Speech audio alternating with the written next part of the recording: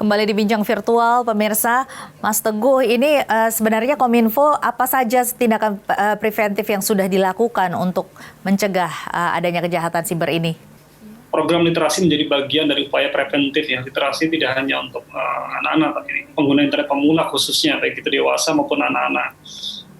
Awareness itu, penyadaran itu sebagai sebuah proses berkesinambungan. Jadi tidak bisa sekali orang paham, kemudian dia langsung seterusnya akan selalu paham. Sehingga kami terus-terusan memberikan sosialisasi terkait dengan bagaimana menggunakan internet secara aman, kemudian sesuai dengan etika yang berlaku. Dari sisi layanan, Kominfo membuka layanan pengaduan untuk kasus-kasus pidana, khususnya di penipuan online. Ada cekrekening.id, di situ layanan untuk pengaduan kasus-kasus berkaitan dengan penipuan atau rekening-rekening yang terindikasi tindak pidana. Kita juga punya layanan untuk penanganan penyidikan di lantai 2 sudut penyidikan dan tindakan. Kami juga menerima banyak laporan-laporan untuk penanganan konten. Ada aduan konten.id, semua konten-konten yang dianggap melanggar hukum atau etika bisa dilaporkan ke layanan tersebut, kemudian mendapatkan nomor tiket untuk kami tindak lanjuti.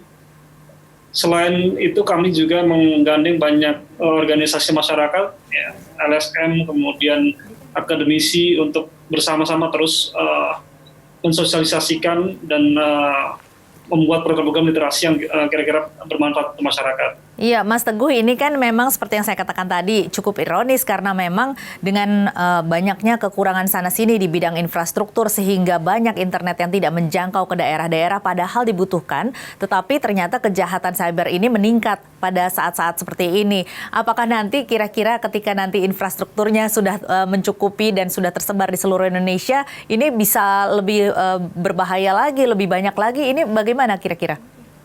Ya, sebetulnya peluang untuk terjadinya kejahatan tidak hanya berkaitan dengan infrastruktur ya. Pengguna internet Indonesia yang sangat besar, kemudian pengetahuan dan literasi yang masih kurang. Sangat minim ya. Salah satu penyebab kenapa internet menjadi sangat berbahaya untuk orang yang tidak paham.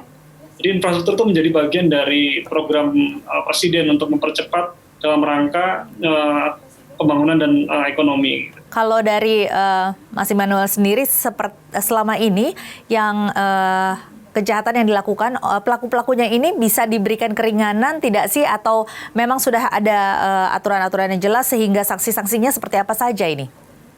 Untuk penerapannya sampai saat ini untuk keringanan dari yang kita ketahui dari hasil dari putusan-putusan pengadilan dari tindak pidana yang sudah diproses, itu dilihat kategorinya, Mbak. Kira-kira apabila kejahatan-kejahatan tersebut adalah kejahatan-kejahatan yang didominasi pada umumnya adalah kejahatan hate speech maupun hoax ya. Karena di hoax sendiri masih banyak yang memang masyarakat itu kurang diberikan pemahaman, kurang diberikan literasi digital, di mana bagaimana menggunakan media sosial itu dengan baik, bagaimana menerima informasi dan mengklarifikasikannya, tidak langsung menyebarkan atau langsung menyerap informasi tersebut, karena memang berita-berita hoax ini juga tersebar, yang melakukan penyebaran adalah orang-orang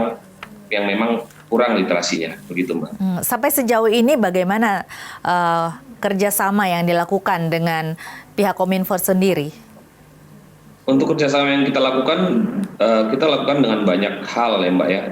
Mungkin nanti bisa ditambahkan oleh Pak Teguh sendiri, di mana dari sisi preventifnya kita juga melakukan edukasi melalui banyak seminar, kita juga melakukan banyak pertemuan mengenai bagaimana cara mengedukasi masyarakat terkait penggunaan media sosial secara benar, terutama di konten hoax, ujaran kebencian, maupun pencemaran yang mendominasi kejahatan pada saat ini. Begitupun penegakan hukum, kita juga selalu berkoordinasi, terutama terkait pemblokiran dari sebuah konten maupun dari sebuah website ataupun media jaringan internet lainnya. Kita selalu berkoordinasi secara aktif untuk melakukan upaya-upaya penegakan hukum.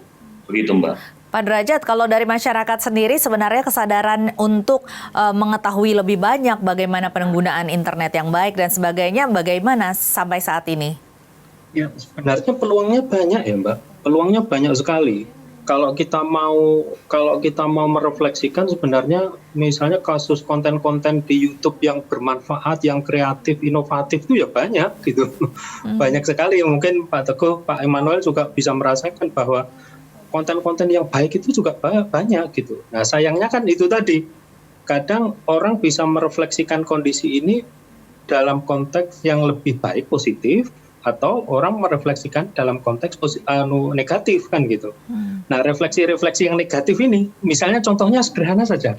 Masih ingat yang ya kasus Bandung itu yang memberikan bantuan pada transpuan itu siapa ya itu yang yang di YouTube itu kan memberikan sampah itu kan, memberikan sampah.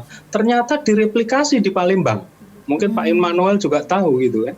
Ternyata direplikasi dengan hal yang berbeda, meskipun replikasi tetap diambil polisi kan begitu kan. Nah, artinya kan itu terus peluang yang berulang-ulang terus. Tadi bisa jadi dia memang melakukan itu atas dasar rekayasa, tapi rekayasanya berarti dia kan sedang memberikan informasi bohong gitu kan, pembohongan, sehingga diambil oleh polisi kan itu. Nah, ini dimensi-dimensi refleksi terhadap apa yang terjadi di dunia digital ini, Mbak, yang saya kira yang sangat lemah sekali gitu. Nah, hal lain misalnya manipulasi data.